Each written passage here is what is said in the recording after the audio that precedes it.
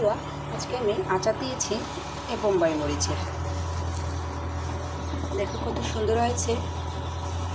আমি এতে দিয়েছি আদা, রসুন, জিরা, সরিষা বাটা, এগুলো পেস্ট করে, আর মরিচটা আমি পেস্ট করে নিয়েছি।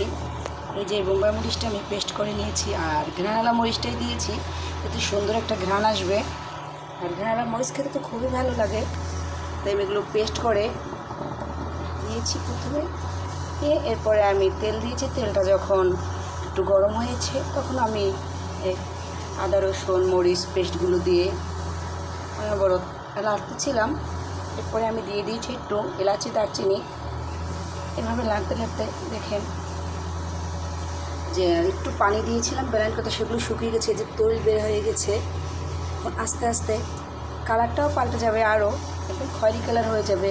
এরকম ভাজতে ভাজতে যখন তেলটা সম্পূর্ণ বের হয়ে যাবে, আর এই মরিচের আচারটাও এগুলো আরও কমে যাবে, 3 ভাগের 1 ভাগ হয়ে যাবে, তখন আমি নামিয়ে ফেলবো। আর এই আচারটা আপনার ফ্রিজে রাখা দরকার হবে না, 1 বছর 2 বছর থাকবে। আর এই আচারটা খেতে খুবই ভালো লাগে।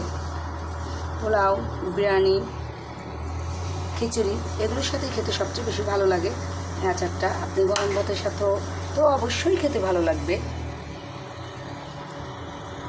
আল্লাহ হাফেজ।